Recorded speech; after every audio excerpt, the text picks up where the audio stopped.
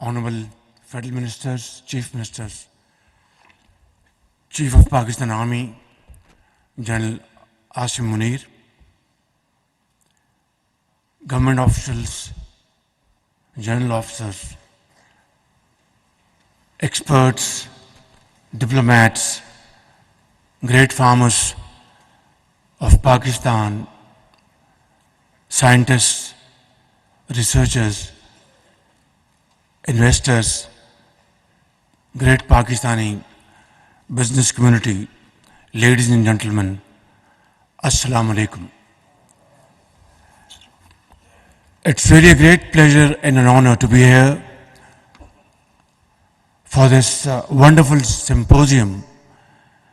And I can say without any ray of doubt or contradiction that this symposium has set the stage for bringing the second green revolution in Pakistan after the first in 1960s. And I think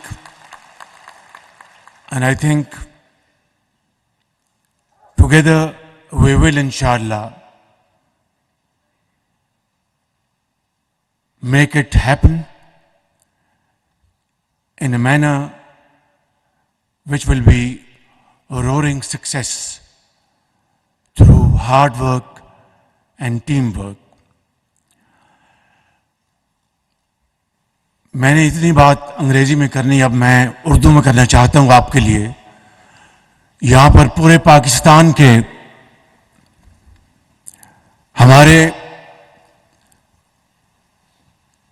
کھیتی سے سونا اگلنے والے ہمارے کسان بھائی بیٹھے ہیں جو کہ پاکستان کی زراعت ہماری ریڑھ کی ہڈی ہے. اس میں آپ جو شبانہ روز محنت کرتے ہیں اور پاکستان میں کروڑوں لوگوں کو غذا فراہم کرتے ہیں، میں سمجھتا ہوں کہ آپ کی محنت، شبانہ روز محنت نہ صرف آج تک بلکہ آئندہ بھی آپ کو پاکستان کے عظیم معمار گنے گی تاریخ. مجھے علم ہے کہ جہاں پر آپ اتنی محنت کرتے ہیں وہاں پر وسائل کی کمی،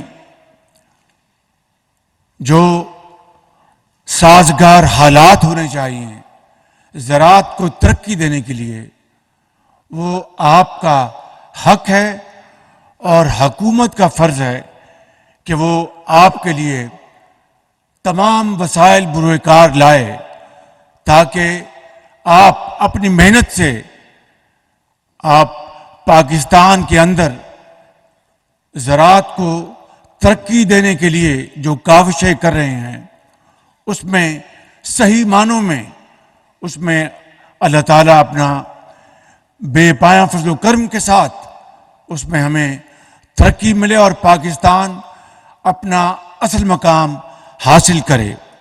اس کے لیے جو سپہ سالار نے جو بات کی کہ یہ وزیر اعظم کا ویژن ہے، سچی بات کرنی چاہیے.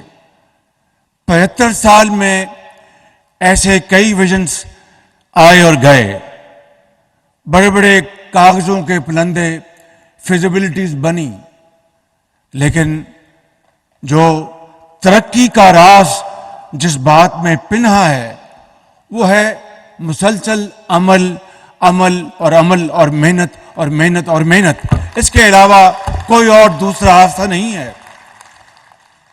یہ آج 60 کی دہائی میں جو زرعی ترقی ہوئی تھی اس نے پاکستان کو ہمسائے ملک سے بھی آگے پاکستان چلا گیا، دنیا کے کئی ممالک سے آگے نکل گیا. ہماری پیداوار بڑھ گئی، بیج بہت توانا بیج وہ مہیا کیا گیا، اور ڈیمز بنائے گئے، منگلا ڈیم، تربیلا ڈیم اور اس طرح دوسرے منصوبے، نہریں بنائی گئیں، جس سے کہ ملک کے اندر ایک زرعی انقلاب آیا۔ اس کے بعد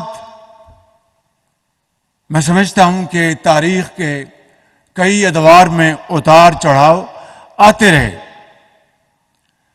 لیکن یہ بات کہ اگر ہم کسان کی جو محنت ہے، مثال کے طور پر گندم، یقیناً اگر کسان کو اپنی گندم کی قیمت جو اس کے اوپر لاگت آتی ہے وہ نہیں ملے گی تو وہ کسان وہ گندم پیدا نہیں کرے گا، وہ کسی اور وہ زرعی جنس پیدا کرے گا، چلے جائے گا میز میں یا گنے میں یا کسی اور۔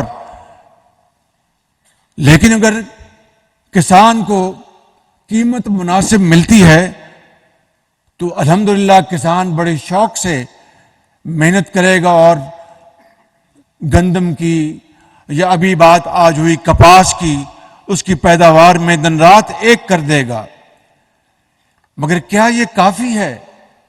میں سمجھتا ہوں کہ بات یہاں پر مکمل نہیں ہوتی۔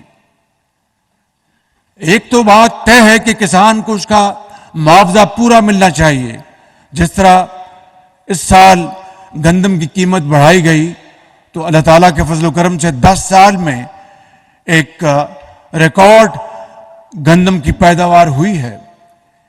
اسی طریقے سے جس طرح کپاس کے بارے میں آپ نے ابھی سنا کہ اس کی قیمت جو منیمم پرائس اس کی بڑھائی گئی ہے، تو امید کی جانی چاہیے کہ ایک ماضی کے کئی سالوں کے مقابلے میں ہمیں کپاس انشاءاللہ اللہ کو منظور ہوا تو اس کی پیداوار پہلے سے اچھی ملے گی۔ But this is not enough.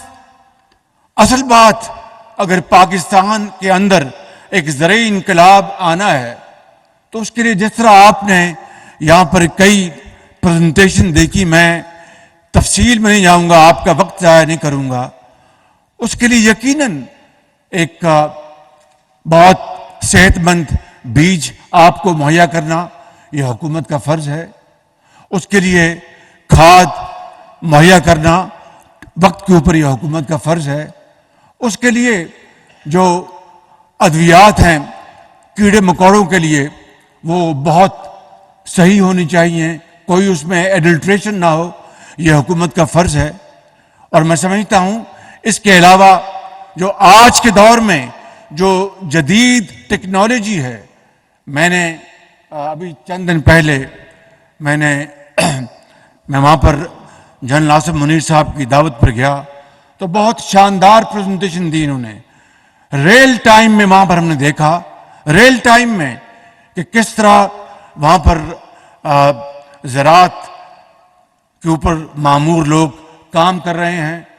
اگر پیسٹ وارننگ ہے تو اس کے لیے کیا نظام ہے، اور اگر وارننگ آئی تو پھر کس طرح اس کو ریل ٹائم میں کسانوں کو اس کی اطلاعات پہنچانی ہے، ادویات وہ مہیا کرنی ہے۔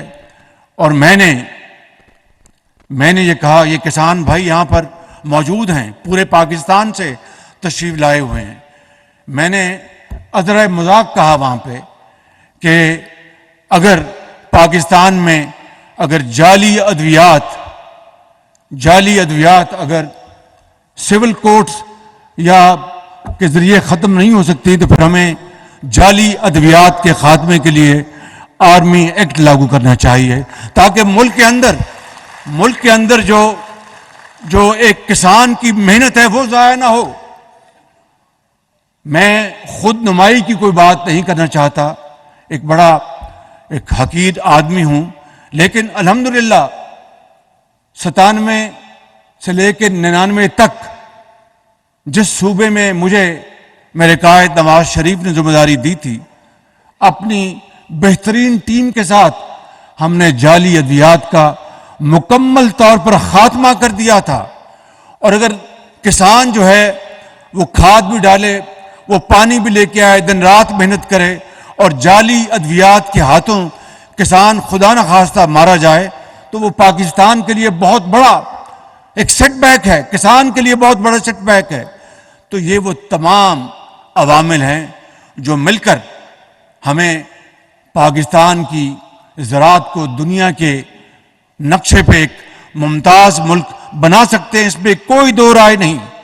میں اپنی بات پر واپس آتا ہوں کہ یہ جو جس ویژن کی سپاہ سالار صاحب نے بات کی، اصل حقیقت یہ ہے کہ یہ ان کی سوچ تھی. انہوں نے مجھے مشورہ دیا کہ شہباز شریف صاحب ہمیں اس طرف آگے چلنا چاہیے.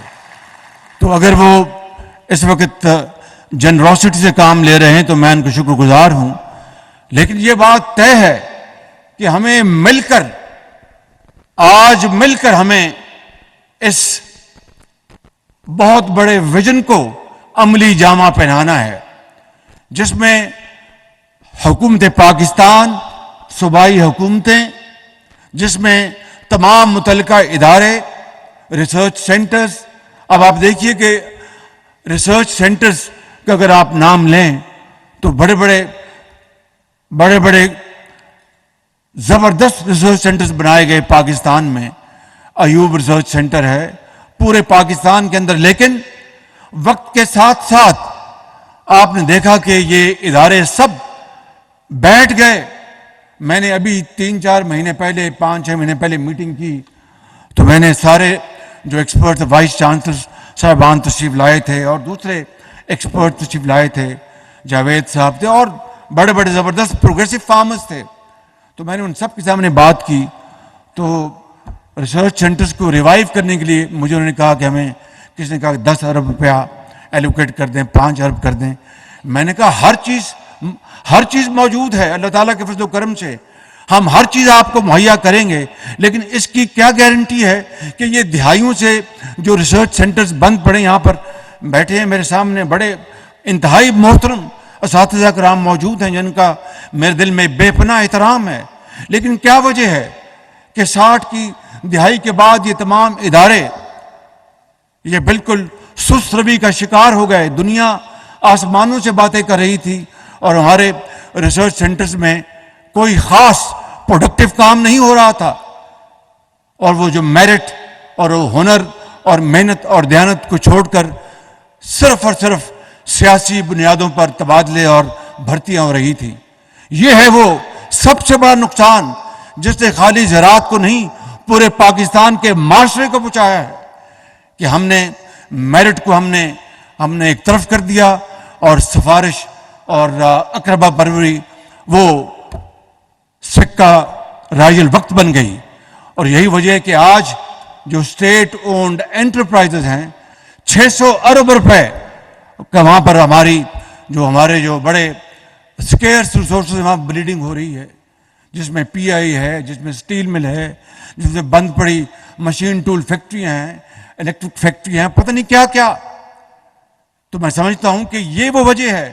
اور جس طرح سپاہ سالار نے کہا کہ کوئی نہ کمی ہے ہمارے ملک کے اندر، بڑے بڑے اذہان ہیں، زرخیز زمین ہے، پہاڑ ہے، معدنیات ہیں، ہر چیز موجود ہے. آج اگر ہم اکٹھے ہوئے ہیں تو فیصلہ یہ کرنا ہے کہ اس ویژن کو ہم نے لے کر چلنا ہے اکٹھے ہو کر. ایک ہی صف میں کھڑے ہو گئے یوں محمود و ایاز، نہ کوئی بندہ رہا نہ کوئی بندہ نواز. کہ ہمیں مل کر ہمیں یہ کرنا ہوگا. یہ میں اور تم نہیں بلکہ ہم بن کر ہمیں اس کو آگے لے کے جانا ہوگا. تو یقین کر کے پاکستان دنیا کا ایک عظیم ملک بن سکتا ہے، لیکن باتوں سے نہیں عمل سے. اور یہ عمل کا وقت آ گیا ہے. اس لیے میں نے کہا ہے اور میں یہ کہہ رہا ہوں پھر ڈنکے کی چوٹ پر کہ مجھے یہ نظر آ رہا ہے کہ انشاءاللہ یہ دوسرا زرعی انقلاب پاکستان میں رونما ہونے جا رہا ہے.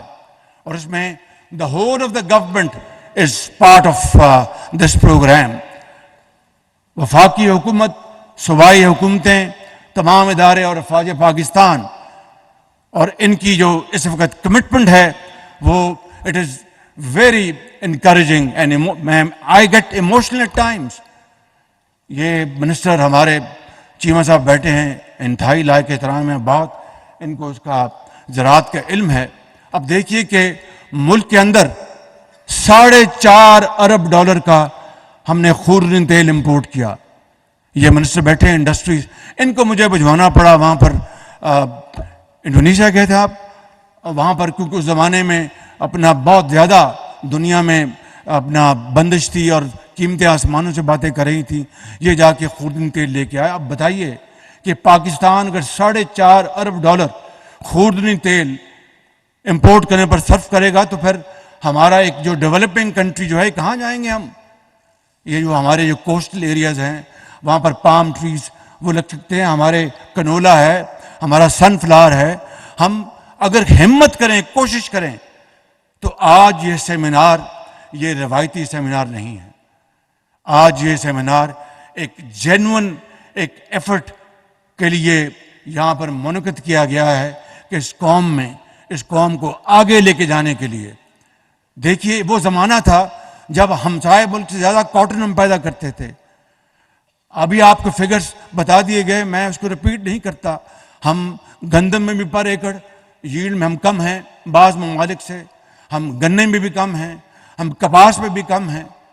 تو بتائیے کہ وہ ملک پاکستان, خداداد ملک پاکستان, جس کو عظیم قربانیوں کے بعد حاصل کیا گیا, تو آج جس جگہ پہ ہم کھڑے ہیں میں سمجھتا ہوں کہ اس کو بدلنے کے لیے اللہ تعالیٰ نے ہمیں تمام وسائل دیے ہیں.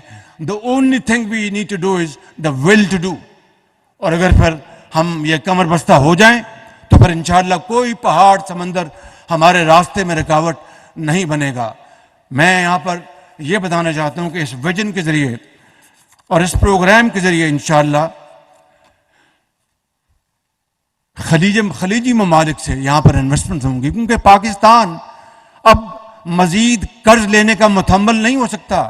میں نہیں بتا سکتا آپ کو, یہ سپاہ سالار آپ کو نہیں بتا سکتے, یہ فائنانس منسٹر آپ کو نہیں بتا سکتے کہ کس طرح ہم ترلے منتے کر کے ہم اپنا لونز لے رہے ہیں اور ملک کو جو ڈیفالٹ سے بچانے کے لیے پوری کوشش کی گئی.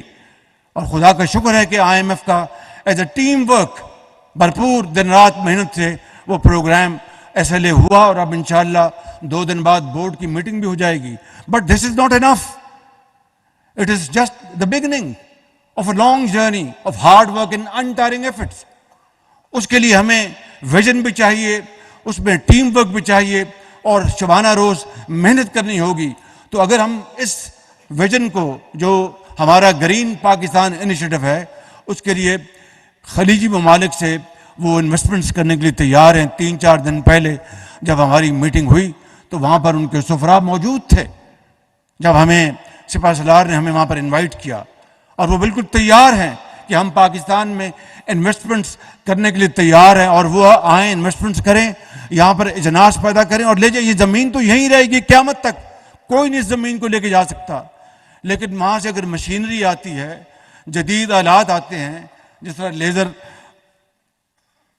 لیولنگ کی بات کی ابھی ایک ایکسپرٹ نے, اور دوسرے آلات. ایک زمانہ تھا یہ بات ہو رہی تھی لیزنگ کمپنیز کی, اور بھائی لیزنگ کمپنیز تو 40 سال 30 سال پہلے بن گئی تھیں, جہاں پر جان ڈیئر کے کمبائن ہارویسٹر آتے تھے, تھریشر آتے تھے, اور دوسرے آلات آتے تھے. لیکن نظام اس طرح خراب ہوا, اس طرح بگڑا کہ اس کے بارے میں مزید تفصیل میں جانے کی ضرورت نہیں ہے. آج پھر اللہ تعالیٰ نے موقع دیا ہے, ہم سب اکٹھے ہیں. ہمیں, اور دیکھیے یہ بات ذہن میں رکھنی چاہیے کہ کوئی سرمایہ کار کسی ملک میں سرمایہ کاری نہیں کرتا جب تک کہ وہاں کے جو سیاسی حالات وہ سٹیبل نہ ہوں. باہر کی انویسٹمنٹ تو دور کی بات ہے, اپنے انویسٹ نہیں کرتے. تو اس لیے اگر ہم نے مل کر پاکستان کو دوبارہ اب اپنے پاؤں پہ کھڑا کرنا ہے اور بتانا ہے ان اپنے بھائیوں دوستوں کو جنہوں نے ہماری ہمیشہ مدد کی کہ اب ہم اپنے پاؤں پر کھڑے ہونے جا رہے ہیں, تو یقین کریں وہ دل کھول کر یہاں پر سرمایہ کاری کریں گے.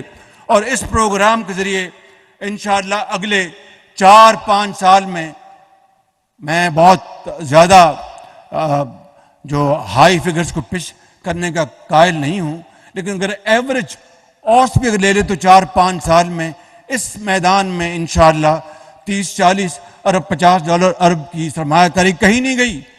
اور وہ پھر آپ اجناس پیدا کریں, جو لینڈ آپ کی جو کاشتکاری کے قابل ہے مگر نہیں ہو رہی کہ وہاں پر پانی نہیں ہے, یہاں پر ہم گئے نہیں, اس کو ہم بروئے کار لائیں گے تو کتنی آپ کی پروڈکشن بڑھے گی جو آپ ایکسپورٹ کریں گے. ڈاکٹر محبوب الحق نے کہا تھا کہ 60 کی دہائی میں کہ Pakistan is green basket for the gulf states. آج وہ گلف اسٹیٹ جو ہیں یا جی سی سی وہ $40 ارب کی اجناس پوری دنیا سے منگاتے اور ہمارا حصہ جو ہے وہ آٹے میں نمک کے برابر ہے. ابھی آپ کو دوسرے فگرز بھی آپ کو ملے, I don't want to repeat دم.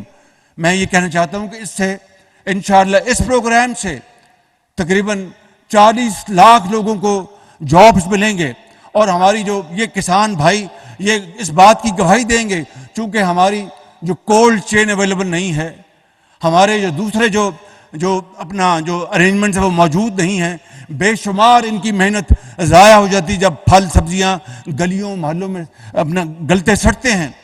اگر دیہاتوں میں ہم سمال میڈیم انٹرپرائزز کو فروغ دیں اور ان نوجوان بچوں کو وہاں پر ہم چھوٹے اپنا پلانٹس لگانے کے لیے قرضے دیں اور وہ ایگرو بیسڈ انڈسٹریل وہ پلانٹس لگائیں تو چاہے وہ سبزی ہے چاہے وہ فروٹ ہے اس کے ویلیو ایڈڈ پروڈکٹس بنا کے ایکسپورٹ کریں گے تو پاکستان کو کتنا فائدہ ہوگا. میں سمجھتا ہوں کہ یہ وہ ابھی مجھے اپنا پیرس میں ملے مجھے اسلامک ڈیولپمنٹ بینک کے چیئرمین, انہوں نے کہا کہ شہباز شریف صاحب آپ کا جو باسمتی چاول بڑا زبردست ہے.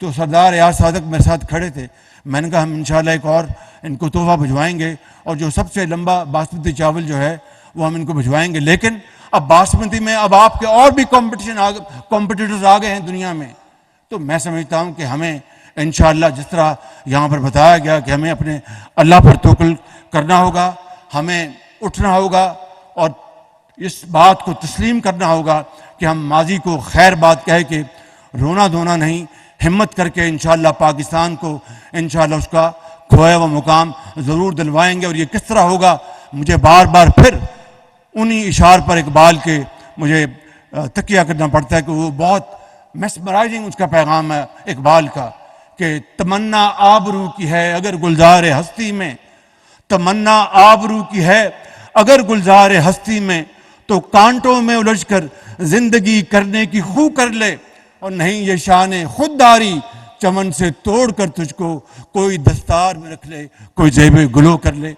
میرے بزرگوں, نوجوان ساتھیوں, بہنوں, میں آپ کو آخر میں یہ کہنا چاہتا ہوں کہ یہ جو گرین پاکستان انیشیٹو جو ہے یہ ہمارا ایک مشترکہ قومی ہمارا فریضہ ہے, ہماری ذمہ داری ہے. اور میں دل کی گہرائیوں سے شکریہ ادا کرتا ہوں سپہ سالار صاحب کا, ان کی پوری اس تعاون کا اور کمٹمنٹ کا.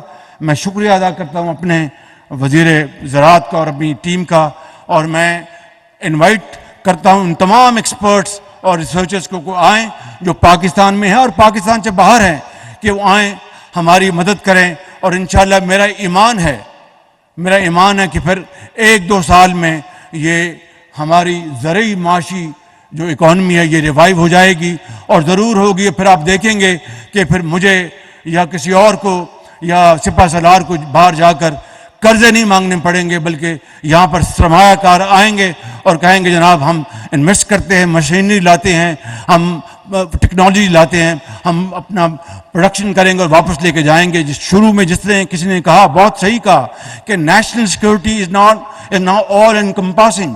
It's not about only guns and mortars and airplanes. It's about food security. It's about economic security. تو یہ ساری ایک دنیا میں آج اس کی نئی ڈیفینیشن ہے, اس کی نئی اصطلاح ہے. میں سمجھتا ہوں کہ آج ہماری نیشنل سیکورٹی کا تقاضا یہ ہے کہ ہم اپنی معاشی سیکورٹی کو مضبوط بنائیں اور زرعی معاش کو بہت مضبوط بنائیں. پاکستان نے ہمیں تمام وسائل دیے ہیں. میں آپ سب کا آخر میں شکریہ ادا کرتے ہوئے اس شعر پر بات ختم کرتا ہوں. کسان بھائی میرے سروں کے تاج ہیں اور میں آپ کو یقین دلاتا ہوں کہ انشاءاللہ ہم مل کر جو کچھ بھی ہم ان مشکل حالات میں کے باوجود کر سکے ہم نے کیا, اور آئندہ جو بھی حکومت آئے گی انتخابات کے بعد انشاءاللہ ہم مل کر ہم آپ کی پوری مدد کریں گے تاکہ آپ پاکستان کی زمین سے سونا اگلیں اور پاکستان کو یہ جو قرض کی مہ سے آپ جان چھڑائیں. اللہ تعالیٰ نے یہ اختیار آپ کو دیا ہے آپ کو یہ اللہ تعالیٰ نے ملائکہ دی اور آپ یہ ضرور کریں گے اور یہ ضرور ہوگا. میں یہ کہنا چاہتا ہوں آخر میں کہ جب اپنا قافلہ عزم و یقین سے نکلے گا، جب اپنا قافلہ عزم و یقین سے نکلے گا، جہاں سے چاہیں گے رستہ وہیں سے نکلے گا. وطن کی مٹی مجھے ایڑیاں رگڑنے دے، مجھے یقین ہے چشمہ یہیں سے نکلے گا. پاکستان پائندہ